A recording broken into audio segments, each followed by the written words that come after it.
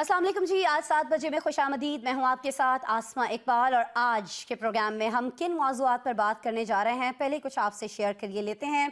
आज एक इंतहाई अहम कॉन्फ्रेंस हुई है और ये थी जी कोर कमांडर्स कॉन्फ्रेंस, जिसमें पाक फ़ौज के सिपा सालार ने हुकूमत से कुछ शिकवे किए हैं। इनमें जो सबसे अहम चीज़ आज सामने आई है वो ये है कि इजहार राय की आड़ में जहर उगलने और तकसीम रोकने के लिए सख्त कवानीन जो हैं वो बनाए जाने चाहिए हैं।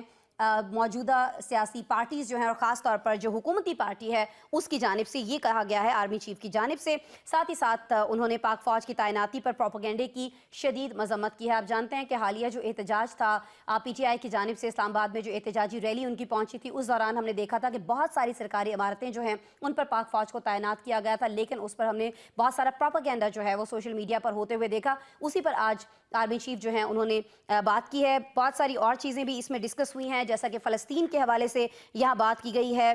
भारत की जानिब से मकबूजा कश्मीर के अंदर जो सिचुएशन बनाई रखी गई है उस पर बात हुई है। साथ ही साथ कहा यह गया है कि जिस तरह से अफ़गानिस्तान की सरजमीन इस्तेमाल की जा रही है पाकिस्तान के ख़िलाफ़, उसको हरगिज़ बर्दाश्त नहीं किया जाएगा। बलूचिस्तान की सिचुएशन पर भी बात हुई है। बहुत सारे मामलात इस अहम कॉन्फ्रेंस में डिस्कस हुए हैं और इस अहम कॉन्फ्रेंस पर हम भी डिस्कशन कर रहे होंगे हमारे अहम पैनल के साथ। लेकिन इसके अलावा क्या डिस्कस हो रहा होगा वो भी मैं आपको बता देती हूँ। जब हम पाक फ़ौज की बात कर रहे हैं तो मैं खबर आपसे भी शेयर करना चाहूँगी कि GHQ हमला केस के जो मुल्ज़िमान हैं उन पर फ़र्द जुर्म भी आयद हो गई है। इस सिलसिले में कुछ गिरफ्तारियाँ भी हुई हैं अडियाला जेल के बाहर से, जिनमें उमर अयूब हैं, राजा बिशारत हैं, दीगर कुछ PTI के अहम रहनुमा भी हैं। कौन हैं, अरेस्ट तो हो गए हैं, अब व्हाट नेक्स्ट, आगे क्या होने जा रहा है, इस पर हम डिस्कशन करेंगे आज के प्रोग्राम में। और जी, जब हम जानते हैं कि जब सियासी इंतशार जो है मुल्क के अंदर उरूज पर है, तो दो ऐसी पार्टीज जो खासी करीब आते हुए हमें दिखाई देती थी, अब हमें बहुत ज़्यादा दूर जाती हुई दिखाई देती हैं। मैं बात कर रही हूँ JUIF की और पाकिस्तान पीपल्स पार्टी की। बिलावल भुट्टो ज़रदारी ने बहुत सारी एफर्ट्स की कि मौलाना साहब जो हैं उनसे बनी रहे, लेकिन लगता यह है कि उनके वालिद ऐसा नहीं चाहते थे। एक बिल जो मदारिस से मुतालिक है उस पर एतराज़ लगा के सदर मुमलिकत ने उसको वापस कर दिया है और अब मौलाना साहब ने साफ साफ ये बता दिया है कि जब तक ये बिल जो है इसको JUIF के मुतालिबात के साथ लेकर नहीं चला जाता है, तब तक कोई भी बात जो है पाकिस्तान पीपल्स पार्टी की नहीं मानी जाएगी। लेकिन मामला सुलझाने के लिए एक अहम शख्सियत पहुंची। आप वीडियो में अब से कुछ देर बाद देख भी पाएंगे। बिलावल भुट्टो ज़रदारी को तो आप देख रहे हैं टीवी स्क्रीन पर। फैसल वावडा साहब आ चुके हैं स्क्रीन पर। ये आज पहुंचे हैं मौलाना साहब के पास और उन्होंने बड़ी ऑफ़र भी दी है मौलाना साहब को। ये ऑफ़र क्या है और क्या ये राइट टाइम है मौलाना साहब को ये ऑफ़र करवाने का, इस पर हम बात करेंगे हमारे पैनलिस्ट से। पैनलिस्ट हमारे कौन हैं जी? आज हमें ज्वाइन कर रही हैं नैयर अली साहिबा, सीनियर सहाफ़ी हैं, बहुत एक्टिव रहती हैं जर्नलिस्ट के हुकूक़ को लेकर। आज हमारे साथ स्टूडियो में हमारी ख़ास रिक्वेस्ट पर पहुंची हैं। नैयर, बहुत शुक्रिया आपका। मोहम्मद नौशाद अली साहब को आप देख सकते हैं, हमारे साथ वीडियो लिंक पर मौजूद हैं लाहौर से बराह रास्त। काशिफ रफ़ीक साहब हमारे साथ मौजूद हैं, सीनियर सहाफ़ी, इस्लामाबाद स्टूडियो में। और जी, आज हमें यूनस बहात साहब जो हैं वो ज्वाइन कर रहे हैं। ये हमारे ब्यूरो चीफ़ हैं, न्यूज़ 1 लाहौर के ब्यूरो चीफ़ हैं और पहली दफ़ा आज मेरे प्रोग्राम में ये शिरकत कर रहे हैं। यूनस साहब, आपको बहुत खुशामदीद हम कहते हैं और मैं चाहूँगी ये कि गुफ्तगू का आगाज़ जो है आज मैं करूँ नौशाद साहब आपसे। मुझे पहले ज़रा ये बता दीजिएगा कि वी नो कि इस वक्त मुल्क में सिचुएशन क्या है, बलूचिस्तान हो, KP हो या फिर कोई भी गोशा मुल्क का बात कर लीजिए, वहाँ कुछ ना कुछ हालात ऐसे दिखाई देते हैं कि उस पर बड़े सीरियस जो कंसर्न्स हैं वो भी उभरते हैं, उस पर बात करने की भी ज़रूरत है। लेकिन क्या समझते हैं आप, ये जो कोर कमांडर्स कॉन्फ्रेंस हुई है और जिस तरह के शिकवे इसमें हुकूमत से किए गए हैं, कितना अहम है ये सब कुछ आज की डेट में होना और कितना अहम है आज ये बात आर्मी चीफ की जानिब से किए जाना? सर बिस्मिल्लाहिर्रहमानिर्रहीम। जी शुक्रिया आसमा साहिबा। देखिए, जो फेक न्यूज़ और प्रोपेगेंडा है, जो जो चीज़ें आपके सामने हैं, ये आपके इल्म में हैं कि ये इस वक्त सिर्फ पाकिस्तान नहीं बल्कि पूरी दुनिया का मसला बना हुआ है। बिल्कुल। ग्लोबल रिस्क रिपोर्ट जो है वो आलमी इक़्तिसादी फोरम ने शाया की थी कुछ अर्सा कबल। उसके अंदर वो तमाम चीज़ें मौजूद है जिसकी अमली शक्ल आपको पाकिस्तान में नजर आएगी। उसमें ये तमाम बातें कही गई थी कि किस तरह से बयानियों की दौड़ होगी और बयानिए जो हैं वो जो मुल्क की जो दाखिली मामलात हैं उनको किस हद तक डिस्टर्ब करेंगे। और उसमें खास तौर पर एक जो चीज मेंशन की गई थी वो ये थी कि तकरीबन 50 ममालिक ऐसे हैं जिनके आइंदा 2 साल में जहां इंतखाबात होने जा रहे हैं। ये सितंबर पिछले साल गुज़िश्ता सितंबर में ये सारे सर्वेस कराए गए थे और उसके बाद ये कहा गया था कि आइंदा 2 साल में तकरीबन 4 अरब अफराद जो दुनिया के हैं वो अपना हक़ राय-दही इस्तेमाल करेंगे।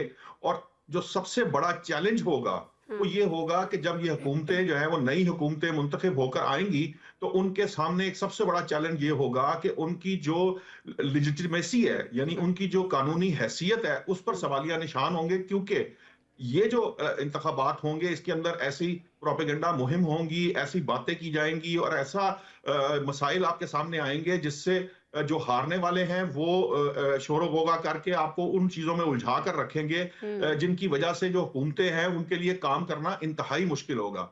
और उसके बाद जो दूसरी बड़ी पहलू जो उन्होंने उजागर किया था वो ये था कि इस सब के असरात जो हैं वो ना सिर्फ मुल्कों की अंदर दाखिली सियासत पर होंगे बल्कि जो दुनिया के बड़े तनाज़ात हैं उसके अंदर भी जो ये प्रोपेगेंडा और जो ये एआई की मदद से जो तस्वीर, वीडियोस, डीप फेक जो वीडियोस की बात होती है या ये सोशल मीडिया का इस्तेमाल है या ये जितनी भी जनरेशन वॉरफेयर है उसका मामला होगा। तो पाकिस्तान उसकी इस वक्त अमली मिसाल आपको बना हुआ नजर आता है। आप देख रहे हैं कि आज की बात नहीं है, गुज़िश्ता कई सालों से कम 3-4 साल तो ऐसे गुजर गए हैं जिसके अंदर ये बात बड़ी बिल्कुल जेरे बहस है। मैं और आप हर प्रोग्राम में तकरीबन ये बात करते चले आते हैं कि ये बिल्कुल जी 4-5 साल से बड़ा हाईलाइटेड है ये इशू और हम देख रहे हैं कि इस पर कानून साजी की भी बात होती है, बहुत सारी कमेटीज जो हैं वो भी बनाई जाती हैं।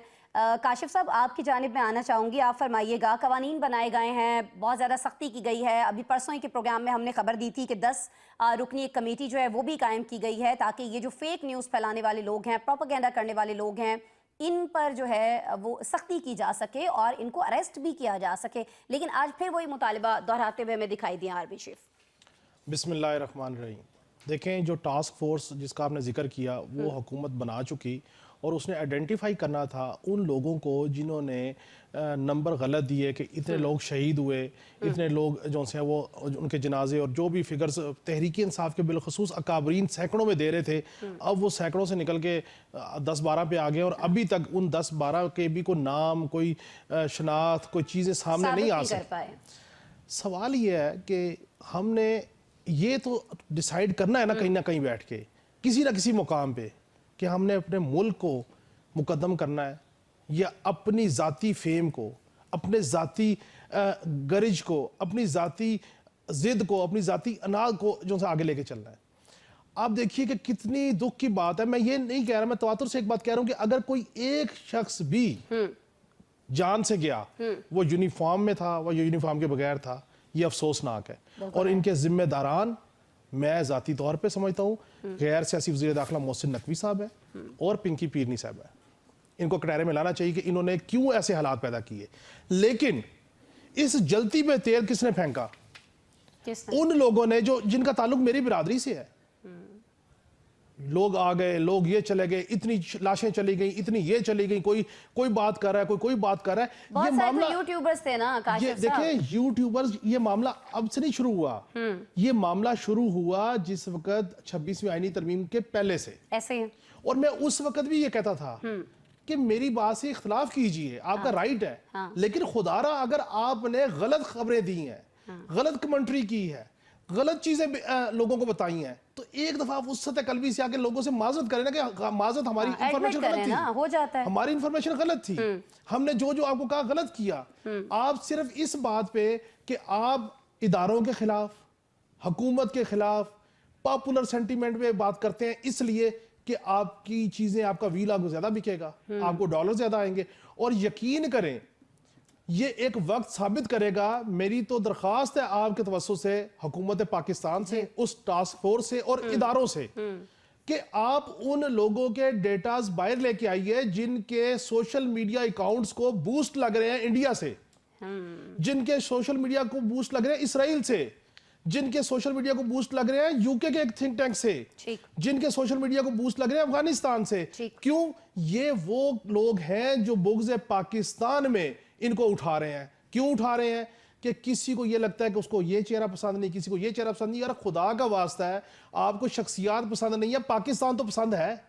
और पाकिस्तान की आवाम तो पसंद है जिसको आपने भेड़ बकरियां समझा हुआ है, को उसको भी आसूदा हाल करते हैं, कहीं उसको भी स्ट्रेस से निकालने की बात करते हैं।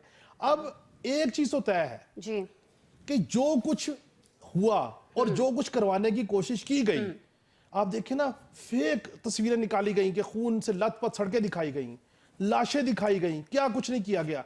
एक बात तो तय है कि हुकूमत पाकिस्तान, और आज जो इलामी आया फॉर्मेशन कमांडर कॉन्फ्रेंस के हवाले से, ये रियासत पाकिस्तान, दोनों इस नुक्ते पे एक है कि अगर आपकी खबर ठीक है, आपकी इंफॉर्मेशन ठीक है, विद एविडेंस है, आप खुल के दे, आपको कोई नहीं पकड़ेगा। लेकिन अगर आपने सिर्फ इसलिए कमेंट्री करनी है कि पॉपुलर सेंटीमेंट हो जाए और हमारा जरा व्हील आगे चला जाए, हमारा जरा ट्विटर ऊपर चला जाए, तो ठीक है, उसके लिए आप जो है वो फेक न्यूज नहीं फैला सकते, और कोई मनफी जज्बात जो हैं खासतौर पर पाक फौज के हवाले से वो नहीं उभारने चाहिए लोगों के अंदर, जो कि यकीनन क्राइम ही के जुमरे में आता है। नय्यर अली साहिबा, आपकी जानिब में आना चाहूँगी। हम सभी जानते हैं कि बहुत सारे मामलात पर हुकूमत और हमारी इस्टेब्लिशमेंट जो है वो हमें एक ही पेज पर दिखाई देती है। हुकूमत जो है मौजूदा वो पाक फौज के हवाले से जब भी कोई बात होती है तो किसी भी तरह से टॉलरेंस दिखाने के लिए राजी नहीं होती है। तो क्या वजह है कि आज आर्मी चीफ जो हैं उन्हें इस फॉर्मेशन कोर कमांडर्स कॉन्फ्रेंस के अंदर ये बात इतना ओपनली कहनी पड़ी है, जबकि हम देख रहे हैं कि बहुत सारे सख्त इक़दामात जो हैं नय्यर साहिबा वो तो ऑलरेडी हो रहे हैं ना? देखिए, गिरफ्तारियां हो रही हैं आसमा, सारी चीज़ें हो रही हैं, लेकिन इसमें जो एक बुनियादी नुक्ता है वो ये है कि आज जो है वो फॉर्मेशन कमांडर्स कॉन्फ्रेंस के अंदर उसके एलामिये में ये चीज़ सामने आई है। लेकिन अगर आप जो माजी के मुख्तलिफ प्रेस कॉन्फ्रेंसेस और एलामिये देखें पाक फ़ौज की जानिब से, तो उसमें तवातुर के साथ ये बात जो है ये उठती चली आई है कि पाक फ़ौज का जो एक तशख़्ख़ुस है, जो उसकी साख है, जो उसका चेहरा है, उसको नुकसान पहुँचाने के लिए, मस करने के लिए एक जो है वो प्रॉपर बाज़ाब्ता मज़मूम कैंपेन जो है वो की गई, और उस कैंपेन के नतीजे में 9 मई जो है वो सामने आया। और जिस तरह से GHQ के ऊपर हमला हुआ, जिस तरह से जो है वो बाकी जो जितनी जो फॉर्मेशंस थी उनके ऊपर हमने देखा कि हमला होते हुए हमने खुद देखा, और इसके ऊपर अभी तक जो है वो केसेस चल रहे हैं, लेकिन हमें कोई इस तरह का कोई सख्त कार्रवाई अभी तक दिखाई नहीं दे रही है कि कोई किसी के खिलाफ फैसला हो गया हो और किसी को जो है वो बड़ी बड़ी सजाएं होगी। जिन यूट्यूबर्स की जानिब इशारा किया काशिफ साहब ने, उनमें से किसी के खिलाफ कार्रवाई हो, बड़ी बड़ी झूठी खबरें आई हैं।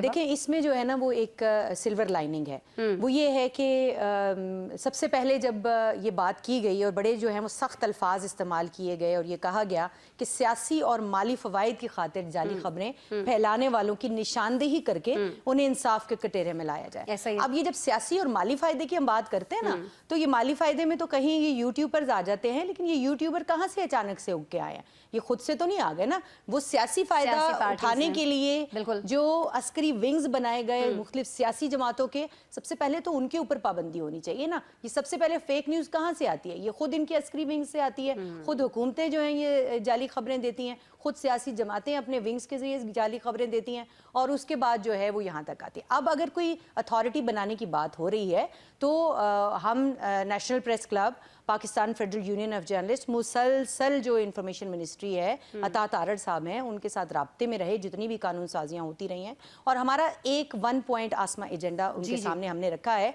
कि जब भी इस तरह की कोई कानून साजी करें तो जो स्टेक होल्डर्स हैं उनको आप जो है वो ज़रूर एतमाद मिले। लेकिन यहाँ पर क्या हुआ कि अब ये साइबर क्राइम तरमीमी बिल की बात हो रही है, तो इसके अंदर जो है वो स्टेक होल्डर्स को अभी तक कुछ नहीं पूछा गया, उनको एतमाद में नहीं लिया गया। अब वहाँ से जो है वो फॉर्मेशन कमांडर्स की जो एक प्रेस रिलीज है उसके अंदर भी आ जाता है, वहाँ से उसके एलामिया में भी आ जाता है, और वो हुकूमत से कह रहे हैं कि आप कानून साजी करें और ये जो बिल्स है इनको मंजूर कराएं, सब चीज़ें। लेकिन क्या हुकूमत ने वो होमवर्क किया है जो उन बिल्स को पास कराने से पहले उसको करना चाहिए था? वो कमिटमेंट जो अता तारड़ साहब को आपके प्रोग्राम के तवसत से मैं याद कराना चाहूँगी, उन्होंने मेरी मौजूदगी में जो हमारे Pakistan federal union of journalist के सदर हैं अफजल भट्ट साहब, उनकी मौजूदगी में कमिटमेंट दी थी कि जब भी साइबर क्राइम बिल के ऊपर काम होगा, उसकी तरमीम के ऊपर, तो तमाम स्टेक होल्डर्स को बिठाया जाएगा। तो आसमा तमाम स्टेक होल्डर्स को नहीं बिठाया गया, मुशावरत नहीं की गई, और कल को जो है ये जो फेक न्यूज़ का जो एक इस्तिलाह है ना, ये बड़ी जूम आनी है। हर किसी की अपनी अपनी इस्तिलाह है, हर कोई अपने अपने तरीके से इसके मतलब निकालता है। एक सियासी जमात को आज आसमा के प्रोग्राम में उठने वाला उसका सवाल पसंद नहीं है तो वो फेक न्यूज है। कल को जो है वो वही सवाल आसमा जो है उनके हक में पूछेंगी तो वो फेक न्यूज नहीं है। तो फेक न्यूज का फैसला भी अथॉरिटीज के साथ, अथॉरिटीज को स्टेक होल्डर्स के साथ और जो तंजीमें हैं सहाफियों की उनके साथ बैठ कर करना चाहिए। अच्छा, बिल्कुल नैयर साहब, आपने बड़ी खूबसूरत बात की है कि जब तक स्टेक होल्डर्स को नहीं बिठाएंगे, देखिए स्टेक होल्डर्स तो ये भी मुतालबा करते रहे हैं कि जो जहाँ से हमें सही खबरें मिलती हैं, जो हम अपने टीवी की बात करते हैं, टीवी चैनल्स की बात करते हैं, हम मुख्तलिफ अखबारात की बात करते हैं, उनके ऊपर भी बहुत सारी पाबंदियाँ बाज़ औक़ात हमें देखने में आती हैं कि वो जो सही खबर है वो नहीं दे पाते हैं। और कहीं ना कहीं जब उन्हें प्रेशराइज़ किया जाता है कि आप ये खबर दें जो हमारे मुताबिक हमें लगता है कि आवाम तक पहुँचनी चाहिए, तो आवाम का उस पर से एतबार उठ गया है। तो जब तक आप इस मीडियम को मजबूत नहीं बनाएंगे, आप किसी भी तौर आवाम को ये मजबूर नहीं कर सकते हैं कि जी आप इस खबर पर एतबार करें और इस पर ना करें। ज़ाहिर है पे वो फेक न्यूज़ ही की जानिब जाएंगे। बहरहाल इस पर नैयर साहब हम मजीद भी आपसे बात करेंगे। अभी मैं चाहूँगी यूनुस भाट साहब, मैं आपकी तरफ ज़रूर रुख करूँ। भाट साहब, मुझे ये फरमा दीजिएगा कि अब हम इस सारी चीज़ के बाद, जिस तरह से आज इस अहम कॉन्फ्रेंस के दौरान आर्मी चीफ ने मुतालिबा रख दिया है हुकूमत से, कोई बड़ी कार्रवाई जो है वो हम होते हुए देख रहे होंगे। और मुझे ज़रा ये भी बता दीजिएगा कि असल में ये जो मैसेज है जो आर्मी चीफ साहब ने दिया है, ये था किसके लिए? जी मैडम, बहुत शुक्रिया। आपने जिस तरह बताया कि ये आज पाक फौज के जो अलामिये में कहा गया है, हम बात कर रहे थे, वो मैसेज तो आपके सामने सबके लिए है, लेकिन तवज्जो तलब बात जो है वो मैं सिर्फ यही कहूँगा कि जो सहाफ़ी इमरान खान को दहशतगर्द और बुशरा बीबी को ये समझे कि पीर नहीं करार या जादूगर नहीं करार दे दे, वो सहाफ़ी तो ठीक है। और जो सहाफ़ी इनको दहशतगर्द करार नहीं देते, वो सहाफ़ी भी ठीक नहीं है, वो फेक न्यूज़ है, वो यूट्यूबर भी फेक न्यूज़ है। और आप ये देखें कि हुकूमत की सरपरस्ती में जो चीज़ें फैलाई जा रही हैं, फेक न्यूज़ का इतलाक तो उन पर भी होना चाहिए। जिस तरह आपके सामने अब आप इस्लामाबाद की सूरत देख लें, जो कुछ वहाँ हुआ, एक जर्नलिस्ट को जिस तरह गिरफ्तार किया गया, जिस तरह उसके खिलाफ मुकदमा दर्ज किया गया, आप उससे अंदाज़ा लगा सकते हैं कि फिर उसकी आके जिस तरह वकालत की गई, मुख्तलिफ लोग आप देखें कि जब अता तारड़ साहब आ जाते हैं, फिर आप देखें कि यानी कि जितने भी आप अमन चौधरी साहब को ले लें, अमन चौधरी की प्रेस कॉन्फ्रेंस ले लें, ये वो लोग हैं जो बातें करते हैं, इनकी क्रेडिबिलिटी क्या है? तो फेक न्यूज़ के हवाले से अगर आप पाबंदियां लगा रहे हैं तो इसका दायरा कार सबके लिए एक जैसा होना चाहिए। टाइगर फोर्स जिसको मर्जी जो हुकूमत ने बना रखी है, वो जिसके खिलाफ जो कुछ मर्जी कह दे, वो फेक न्यूज़ में आ जाता है। और जो कारकुनों के खिलाफ बात नहीं करता, पीटीआई को दहशतगर्द करार नहीं देता, वो सारे ठीक हैं। जो हुकूमत की सरपरस्ती में होता है, आपके सामने कितनी चीजें जो रोज आप हम सुनते हैं, देखते हैं। अब तो किसी को कोई चीज आप देखें कि कोई आज फैसल वाडा का इशारा किस तरफ है जी, कल तक जो उनकी बातें आजकल इंतहाई अहमियत की हामिल हैं। वो कहते हैं कि अगर ये चेहरे पसंद नहीं है तो हुकूमत वाले चेहरे भी पसंद नहीं है। वो नामालूम लोगों के मुतल्लक तो आजकल वकालत कर रहे हैं, मुख्तसर हलकों के मुतल्लक, और वो तो सारी चीजों का जिम्मेदार किनको करार दे रहे हैं? वो तो कहते हैं ये हुकूमत ने जो कुछ किया है। ठीक है।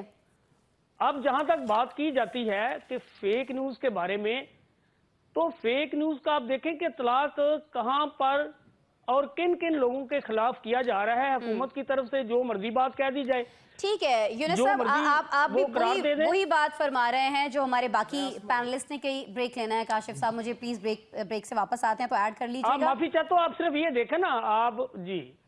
आई एम रियली सॉरी यूनुस साहब, काशिफ साहब ब्रेक से वापस आते हैं तो फिर इस पे मजीद हम डिस्कशन कर लेते हैं। लेकिन बात यही कि ये कौन डिसाइड करेगा कि कौन सी न्यूज़ फेक है और कौन सी नहीं? अगर हुकूमत करेगी तो ज़ाहिर है जो उसके खिलाफ है वो सारा का सारा फेक है, जो उसके हक में वो सारी की सारी सच्चाई है। कल को कोई और हुकूमत आ रही होगी तो वही यूट्यूबर्स और वही जो सोशल मीडिया एक्टिविस्ट हैं वो में वापस आते हुए दिखाई दे रहे होंगे। तो ये बड़ी गंभीर सी एक सिचुएशन है, इस पर मजीद बात करते हैं, ब्रेक ले लेते हैं।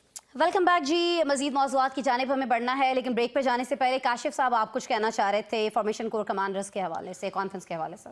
देखिए, मैं सिर्फ ये ऐड करना चाह रहा था कि जब कानून साजी हुआ करती है तो उसका इतलाक सब पे हुआ करता है। ठीक है। और सहाफ़ी का काम ये नहीं है कि कार में किसी ने आके फूंक मारी उसने जाके बोलना शुरू कर दिया। सहाफ़ी का काम है कोई तहकीक भी तो करनी है भाई, कोई चीज़ें सीधी भी तो करनी है। पैसे भी तो कमाने हैं ना काशिफ साहब। सिर्फ पैसे कमाने हैं तो फिर भुगतना भी तो पड़ेगा। हाँ, ये और अगर आपने खबर देनी है और खबर अगर ओरिजिनलिटी पे बेस कर रही है, आपके पास उसका कंटेंट मौजूद है, आपके पास एविडेंस मौजूद है, तो क्या डरने की जरूरत? फिर आप जो मर्जी भी ला करें, फिर आपको फेक न्यूज़ के जाने की जरूरत नहीं है। लेकिन अगर कानून साजी होगी तो फिर खबर हुकूमत फेक चलवाए या मुक़्तदर हुकूमतें फेक चलवाए या कोई अपनी विश लिस्ट पे फेक चलाए, फिर उसको भुगतना पड़ेगा। ठीक हो गया। यूनुस साहब, आप भी कुछ ऐड करना चाह रहे थे? मैं रिक्वेस्ट करूंगी मुख्तसर रखिएगा ताकि अगले टॉपिक पे जा सकें। मैं मुख्तसर रखता हूं। मैं तो इसके कोई लंबी चौड़ी तमहीद नहीं बांधना चाहता। इतनी बात जरूर कहूंगा कि कानून साजी का मकसद सिर्फ ये है कि जो मुखालफ साफी समझ लें या मुखालफ सियासी जमातों के कारकुन हैं, सिर्फ उन्हें सबक सिखाना मकसद है।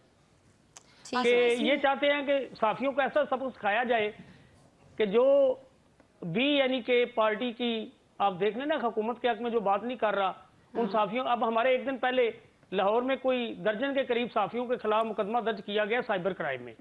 ठीक है। और साइबर क्राइम में मुकदमा क्या दर्ज किया गया है? अब वो सारे कह रहे हैं जी, जो साइबर क्राइम के डीआईजी हैं वो कहते हैं जी मेरे इल्म में नहीं है, एडिशनल डायरेक्टर कहते हैं मेरे इल्म में नहीं है।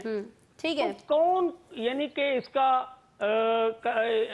कहेगा कि ये किसकी जुडिशरी में आया है, कौन इसका जिम्मेदार है? हाँ। तो हम बात कर रहे हैं कि आपके सामने जो चीजें मीडिया के सामने आगे बयान की जाती हैं, रोजाना आपके सामने इस्लामाबाद की सूरत देख लें, ओवरऑल पंजाब की सूरत देख लें, ओवरऑल आप चारों सूबों में देख लें, जो खबरें हुकूमत की जानिब से आ रही होती हैं, जो साफी उनकी वकालत कर रहे होते हैं, वो खबरें ठीक हैं, वो बात ठीक है, ठीक है ना। यही बात कर रहे हैं यूनुस साहब, बिल्कुल हम यही बात कर रहे हैं। नैयर साहिबा कुछ ऐड करना चाह रही हैं? जुमला ऐड कर दूं कि देखिए, फेक न्यूज़ जो है वो किसी भी जेन्युइन सहाफ़ी का मसला नहीं है। जो जेन्युइन सहाफ़ी है उसने एक न्यूज़ देने से पहले कई जो है वो पैराओं से गुजरनी है, कई बाउंड्रीज से उसको गुजारना है, उसको परखना है, जांचना है, क्योंकि उसकी क्रेडिबिलिटी का मसला है। तो जो जेन्युइन जर्नलिस्ट नहीं है उसकी तो कोई क्रेडिबिलिटी नहीं है, उसने तो कुछ भी बोलना है और कुछ भी करना है।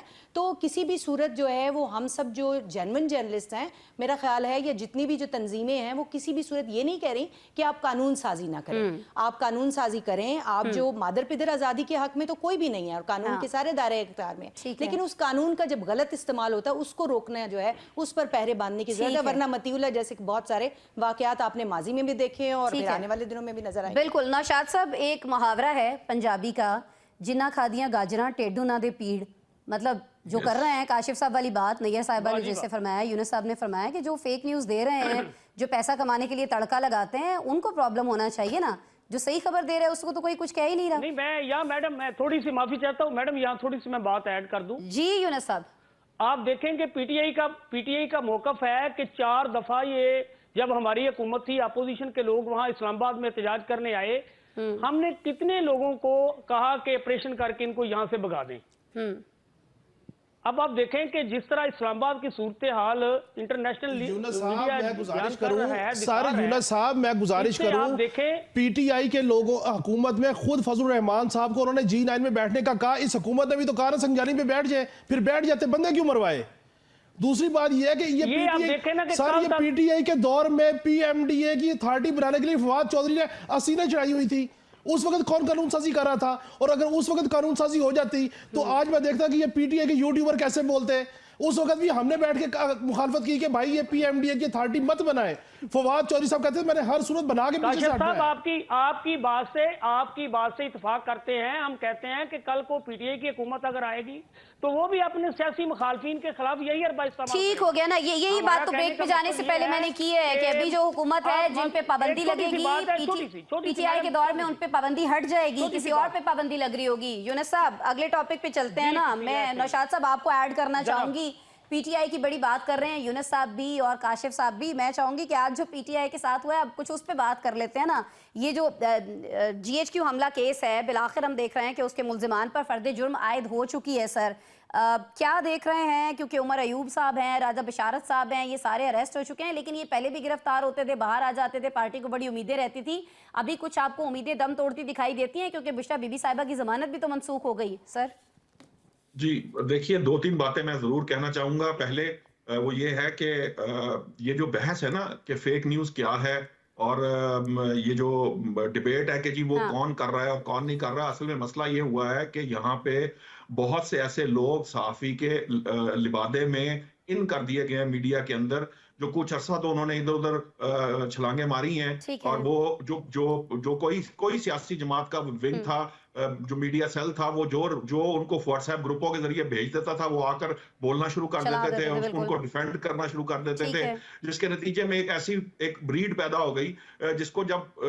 जो मेनस्ट्रीम मीडिया है उसमें, चूंकि उनको सहाफत का पता नहीं था, वो सारे के सारे जो वो लोग जो मीडिया से बाहर हुए, तो वो सारे के सारे यूट्यूब बना के डॉलर लेने के चक्कर में उन्होंने इस मुल्क के साथ क्या किया है, ये तो अब कहते हुए भी शर्म भी आती है और थोड़ी तकलीफ भी होती है। ठीक है। दूसरी बात ये है कि देखिए, जो मसला है ना ये वाला कि जी कोई पकड़ेगा कोई नहीं पकड़ेगा, या कानून होगा, देखिए कानून कभी भी किसी एक पार्टी के लिए नहीं होता। आज अगर ये पार्टी बनाएगी, किसी दूसरी पार्टी को पसंद नौशाद नहीं है तो साहब, ये उसको बात तब्दील कर करेगी चुके या हैं ना उसको हम, चलाएगी। प्लीज अगले टॉपिक पे आ जाइए, वो भी बड़ा मैं आ इंपॉर्टेंट गया। है, लोग आपकी राय अच्छा, जानना बात चाह ये रहे हैं है, ना। मैडम सिर्फ 30 सेकंड, मुझे मैडम बात मैं कर, सिर्फ तीसरी बात ये है कि सबसे अहम बात ये है कि आज अलीमा खान साहिबा और जो जेल के अंदर बैरिस्टर गौहर के दरमियान तकरार हुई है, उसने बिल्कुल सारा कुछ सामने खोल के रख दिया है कि जी वो जो लाशें गिराने की बात, जो नंबर के ऊपर लड़ाई हो रही है, उससे पता चल रहा है कि क्या कुछ हुआ है इस मुल्क के अंदर।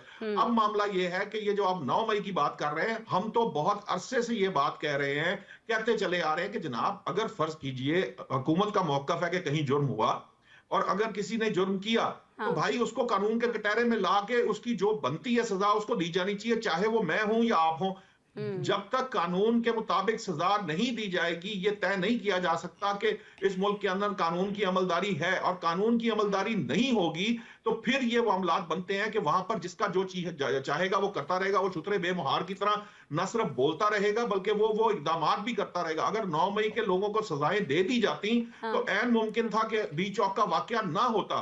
इसी तरह 9 मई से पहले अगर जमान पाक में होने वाला वाकया जो है उसके ऊपर अगर सही तरीके से एक्शन लिया जाता तो शायद 9 मई ना होता। ठीक है, अगर तो अगर इसलिए बहुत मैं ये पहले समझता हूं कि अगर इब्तिदा कहीं कर दी जुर्म हो जाती, रहा हो तो उस जुर्म की सजा फौरी तौर पर उसके मुतलका कानून के मुताबिक दी जानी चाहिए, और इसमें डिले होने से प्रॉब्लम्स बढ़ती चली जा रही हैं, इसका डिले खत्म किया जाना चाहिए। अच्छा, एक तो ये डिले होने से, नैयर साहिबा आपकी तरफ आना चाहूंगी, एक तो डिले होने से प्रॉब्लम्स जो हैं बढ़ती चली जा रही हैं, दूसरा प्रॉब्लम्स इसलिए भी बढ़ रही हैं कि पार्टी के अपने अंदर इख्तलाफात बहुत ज़्यादा पाए जाते हैं। बुशरा बीबी और अली अमीन गंडापुर जिस तरह से यहाँ से फरार हुए, फरार का लफ्ज़ मैं इसलिए इस्तेमाल करी हूँ कि यही लफ्ज़ उनके लिए हुकूमत जो है वो बार बार इस्तेमाल कर रही है। इवन उनके जो सपोर्टर्स हैं PTI के, वो भी इस बात पर हमें खफा दिखाई देते हैं। जब वो यहाँ से निकले इस्लामाबाद से, उस पर बहुत ज़्यादा तनकीद हुई पार्टी के अंदर। हमने देखा जब अगले दिन इजलास हुआ उसमें भी बहुत ज़्यादा बात की गई, अली मोहम्मद खान साहब भी बहुत खुल के बोले, और अब हम देख रहे हैं कि जेल में जब ये लोग पहुंचते हैं बानी से मुलाकात के लिए, वहां पर भी आपस में ये लड़ाई शुरू कर देते हैं। तो ये एक तरफ आपसी लड़ाइयां हैं, दूसरी तरफ ये आगे बढ़ते हुए केसेस हैं, मनसूख होती भी जमानतें हैं। हालात आप देख रही हैं कि सख्त हो रहे हैं PTI के लिए।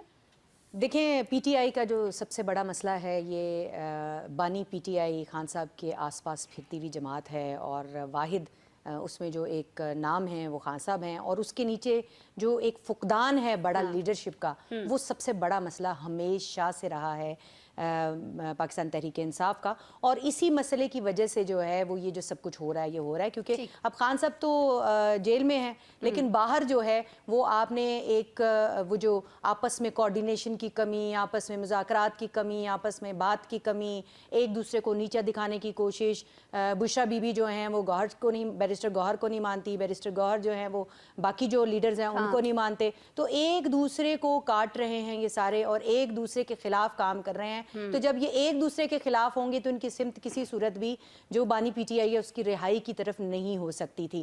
तो यही एक कुछ हमने जो देखा, जो कि अभी जो 24 नवंबर वाला मार्च था, उसकी नाकामी की एक सबसे बड़ी वजह थी कि पार्टी के अंदर स्प्लिट है। लेकिन इसमें एक दूसरा एंगल ये भी है कि कौन सी पार्टी में स्प्लिट नहीं है, कौन सी पार्टी में जो है वो लेदे नहीं होती।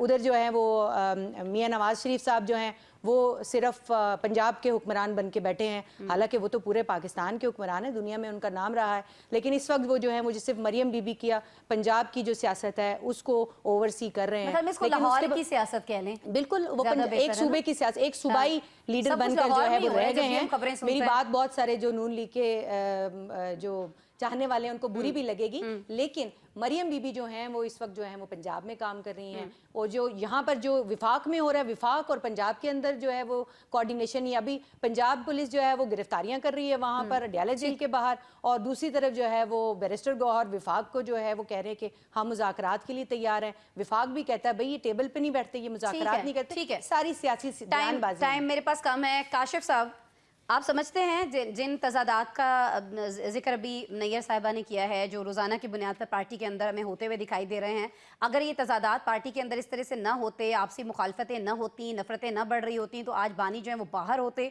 कुछ ना कुछ सोच विचार की जा सकती थी पॉजिटिव वे में। सर देखें, जो बात ये कहते हैं ना कि पार्टी में स्प्लिट है, ये पार्टी में स्प्लिट खुद बानी तहरीक इंसाफ की अपनी पैदा करता है। जब वो पूरे जोबन पे सियासत कर रहे थे उस वक्त भी शामूद ग्रुप लैदा था, असद उमर ग्रुप था, जंगीर तीन ग्रुप था, ठीक है, ये उस वक्त भी था। बिल्कुल असल बात ये है कि हमें इस इस्तदलाल के ऊपर बात करनी चाहिए कि जी हम कह रहे हैं 9 मई का एक सानिया हुआ, उसको आपने कौमी सानिया करार दिया, ऐसा ही है। आप उसको क्यों कंक्लूड नहीं करे? जो निशात साहब का आर्गूमेंट है उस आर्गूमेंट के ऊपर बात होनी चाहिए कि आपने क्यों लोगों को फिक्स नहीं किया। ठीक, अब क्यों नहीं किया? 26 समातें हो गई, पेशी पे पेशी लेते हुए। आज 27वीं समात थी जब फर्द जुर्म आयद हुई, और फर्द जुर्म आयद हुई तो 10 दिसंबर को शहादतें शुरू होंगी। शहादतें शुरू होंगी तो उसके बाद आप कंक्लूड होंगी और उसके बाद सजा और जजा का फैसला होगा। नया पेंडोरा बॉक्स खुलेगा। अब जो अकाबरीन उमर अयूब साहब, अहमद चट्टा साहब, वो अडयाला जेल से बाहर निकले, उनको जनाब गिरफ्तार कर लिया। अब किस केस में गिरफ्तार किया कोई पता नहीं है। तो उनके वकील ने एक दरखास्त दायर की है इंसदाद दहशतगर्दी की अदालत में अभी, जो कि अभी जिस वक्त हम गुफ्तगू कर रहे हैं इस वक्त कहीं ना कहीं उन मुल्जमान को उस अदालत में प्रोड्यूस किया जाएगा, उसके बाद फैसला होगा कि उनको छोड़ना है या रखना है। बात यह है कि अगर आपने तन मन धन से एक चीज तय कर ली है कि 9 मई का सानिया एक कौमी सानिया है, तो उस कौमी सानिया के मुहर्रिकात को, उनके लोगों को क्यों नहीं अभी तक छोड़ा? सजा और जजा का फैसला हुआ। एक बात और एक आखिरी जुमला, हैरान कुन बात आपको बताऊं, जी बताएं। मंसूबा साजों में मुराद सईद साहब का नाम है, इश्तिहारी हैं, और 1500 बंदे लेके वो विफाक पे आते हैं और चले जाते हैं, और तारड़ साहब कहते हैं कि जी वो आए थे, वो चले गए और सीएम हाउस में छुपे हुए हैं। कमाल है हुकूमत के इस्तदलाल की भी। ठीक हो गया। यूनुस साहब, मुझे इस सारे टॉपिक पे बात करनी है। सवाल आपसे वही है, क्यों पीटीआई के अंदर इतने तजादात दिखाई देते हैं? क्यों ये नहीं सोचा जाता कि सब आपस में मिल के बैठे बानी को कैसे बाहर लेके आना है? मुझे तो ऐसा लगता है कि बहुत सारे लोग पार्टी में चाहते ही नहीं है कि बानी जो है वो बाहर आए। और दूसरा ये बात होती है हुकूमत की जानिब से, यूनुस साहब, बार बार कि ये पीटीआई जो है ये तो इंतशारी टोला है, ये तो सियासी जमात है ही नहीं। आप देखें ना, आज फैसल करीम कुंडी जो है वो सारी पार्टीज को लेके बैठते हैं, 16 पार्टीज वहाँ पर आती हैं, पीटीआई नहीं आती जिसकी सूबे में हुकूमत है। बिल्कुल, यहाँ तक तो मैं आपकी बात से इत्तेफाक करता हूँ कि जो उनके मरकजी रहनुमा समझ लें, सियासी रहनुमा समझ लें, उनमें इख्तलाफात की खबरें तो जो सामने आ रही हैं वो काफ़ी हद तक दुरुस्त हैं। क्योंकि बानी पीटीआई से जब उमर अयूब की मुलाकात होती है वो बाहर आके कुछ और मौक़िफ़ अख्तियार करते हैं। जब उनकी अपनी बहन हलीमा खान की मुलाकात होती है तो वो कहते हैं कि जी असल बात तो मुझे बताई नहीं गई। अब हर जो सियासी रहनुमा है, अली अमीन गंडापुर का कुछ कहना और है, बैरिस्टर सैफ का कहना कुछ और है, इसी तरह जो बुशरा है बीबी उसका कहना कुछ और है। कल तक हुकूमत जो कह रही थी कि बुशरा पार्टी को टेक ओवर करना चाहती है, अब वही कह रही है वो जी भाग गई है छोड़ के। अब हुकूमत क्यों नहीं बात कर रही जी वो पार्टी को टेक ओवर करना चाहती है? अब देखेंगे, अब बिल्कुल ही ये सारे खामोश हो गए हैं। और इसके साथ ही अचानक से फैसल वाडा दरमियान से जो कुछ आजकल बातें कर रहे हैं वो बातें बड़ी तवज्जो तलब है। वो जहां पीटीआई को निशाना बनाया जा रहा है, आपके सामने वो मौजूदा हुकूमत को भी निशाना बना रहे हैं। और फैसल वाडा साहब की बातें कब गौर तलब नहीं थी? फैसल वाडा साहब की तो हमेशा बातें गौर तलब थी। बानी तहरीक इंसाफ के हमले से लेके आज तक उनकी सारी बातें गौर तलब है। हाँ, लेकिन उन पे गौर बानी नहीं की है, इसलिए साहब देखें वो अचानक से नहीं अचानक से मैडम वो आजकल आप देखें नहीं वो आज इमरान खान के हक में बयानबाजी करना शुरू हो गए हैं। वो तो जब से बानी पीटीआई तो कोई मुलाकात फिर उनकी हो सकती है दिन के उजाले में? सर यूनुस साहब, आपकी इत्तलात क्या है? क्योंकि वो कहते हैं रात के अंधेरे में न बुलाएं मुझे। जी बिल्कुल यूनुस साहब, ये भी तो हो सकता है जो बानी ने कहा मैंने एक फाइनल कार्ड छुपा के रखा हुआ है, वो फाइनल कार्ड फैसल वाडा ही हो। ये भी तो हो सकता है ना सर।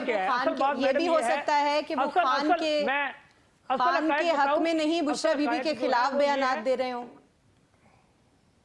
अच्छा नहीं, वो बात मैं आपको जो बताने लगा हूँ, एक तो बानी पीटीआई सोशल मीडिया पे यकीन रखते हैं, यूट्यूबर पे यकीन रखते हैं, वो अपनी सियासी पार्टी के जो अकाबरीन है उन पर यकीन नहीं कर रहे।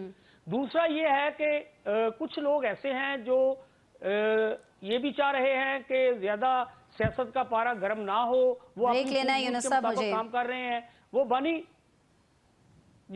बानी पीटीआई को भी जब मुलाकात होती है तो वो यही समझाते हैं कि मामला जो है वो इस तरह आसानी से अगर तय हो सके, हालात ठीक कर सकें तो हमें मौका दिया अच्छा देखिए, ऐसे में फैसल वावड़ा साहब मेरे ख्याल में खासा अच्छा किरदार जो है यूनुस साहब वो अदा कर सकते हैं, क्योंकि वो बाहर आके वो सारी बातें बता देते हैं जो अंदर हो रही होती हैं। वो ये भी नहीं देखते कि वो कहाँ गए हुए थे, वहाँ क्या बात है, सारी की सारी आगे बता देते हैं।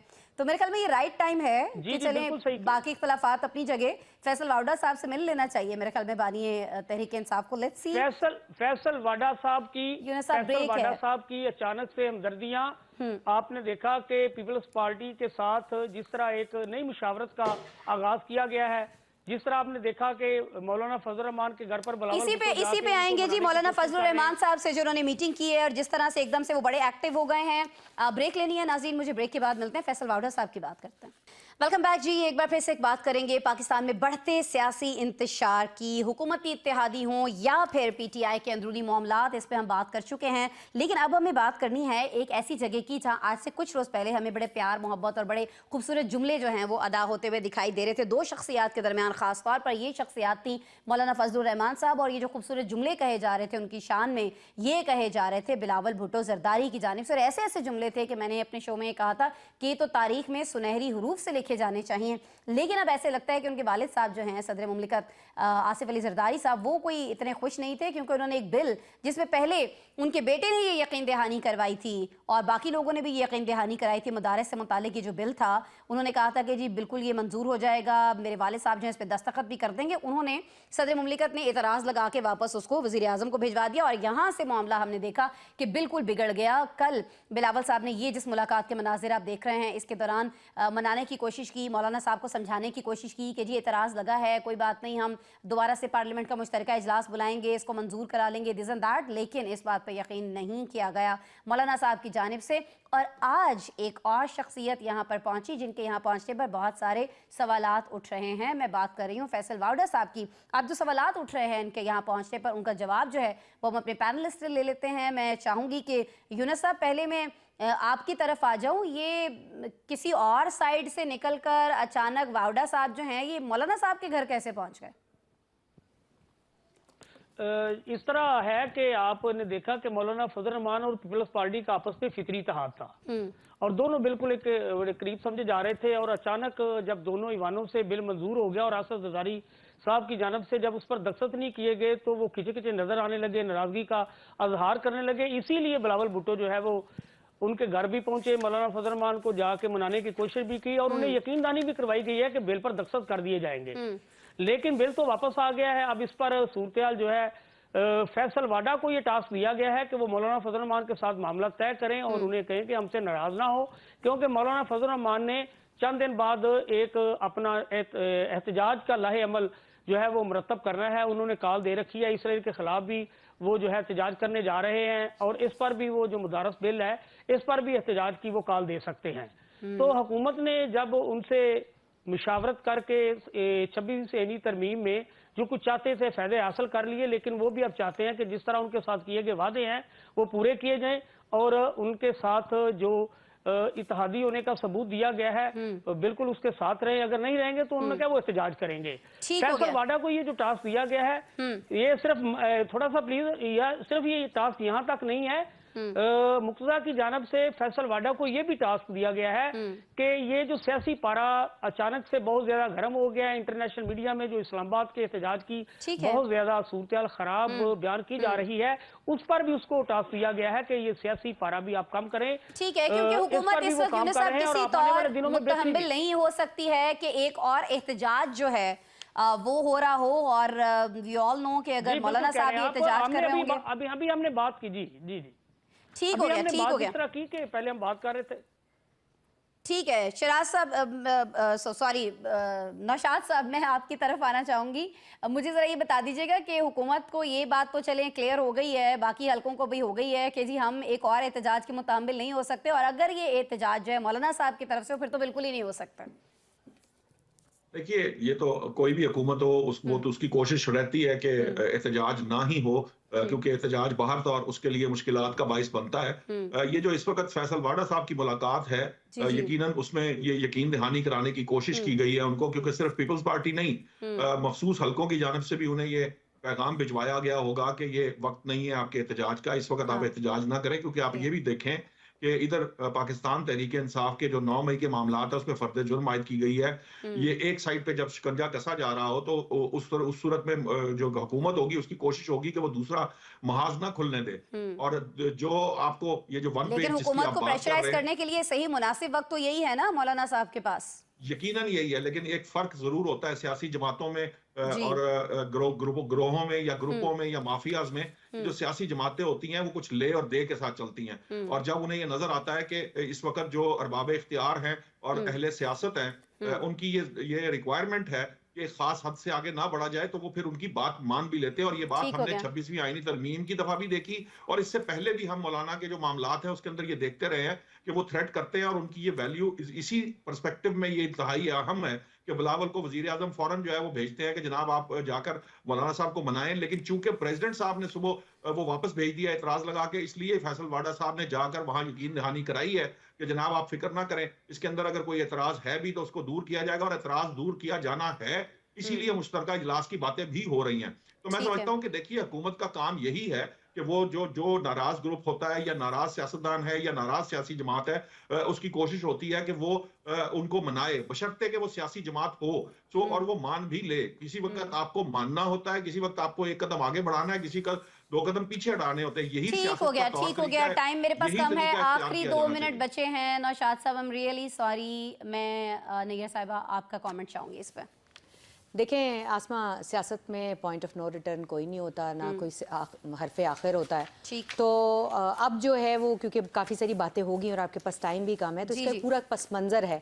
लेकिन हाफिज़ हमदुल्ला के बयान के बाद जो है वो एकदम से जो है वो सारी जमातें जो है वो एक्टिव हुई, मौलाना साहब भी एक्टिव हुए। उसके बाद जो है वो हम देखते हैं पाकिस्तान पीपल्स पार्टी की तरफ से भी एक्टिविटी नज़र आई, हुकूमत की तरफ से, क्योंकि ये बयान ये था कि 7 अगर दिसंबर को जो है वो दस्तखत करके हमारे पास बिल ना भेजा गया, हमें हतमी बात ना कही गई, तो 8 को जो है वो हम अपना लाहे अमल देंगे। तो उस 8 से पहले जो है वो हुकूमत भी इस वक्त एक्टिव है। और इस वक्त जो मौलाना फजलुर रहमान के पास आनियाँ जानियाँ हैं वो इसलिए हैं कि हम कोई बीच का रास्ता नहीं, क्योंकि मेरी जो इन्फॉर्मेशन है और मेरे जो ज़राए के मुताबिक ये जो बिल है जिसको आज कहा जा रहा है कि ने एतराज लगा के वापस भेजा, ये बहुत रोज पहले जो है ये बिल वापस भेजा जा चुका था। और ये बिल जो है इसके अंदर अब जो है, अब आगे क्या होगा, मैं इसके ऊपर आना चाह रही हूँ। अब आगे ये है कि जनाब जॉइंट सेशन जो है वो कॉल होना है, और जॉइंट सेशन के अंदर जो है ये बिल, क्योंकि ये वहां से तो मुस्तरद होकर वापस आ चुके हैं एतराज लग के, तो अब दोबारा इस बिल ने जॉइंट सेशन में जाना है। और बहाना होगा ये वाला जो इस वक्त जो ये बिल है और मौलाना फजल रहमान का, और बिल्स भी, और उसके साथ जो है वो हुकूमत के बहुत सारे ये फेक न्यूज़ और साइबर क्राइम, बहुत सारे बिल जो है वो इसी में निकल जाएंगे। देखें जी, गारंटर बेटा था, साइन बाप ने करने थे, बेटे की गारंटी बाप ने नहीं मानी, बिल वापस इतराज लगा के भेज दिया।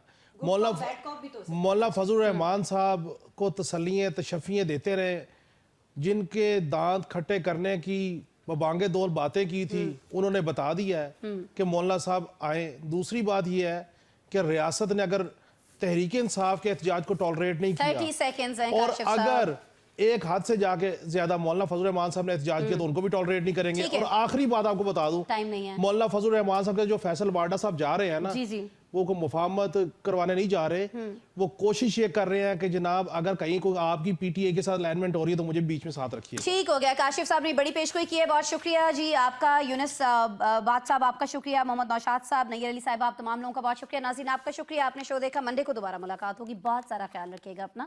अल्लाह ने के बाद।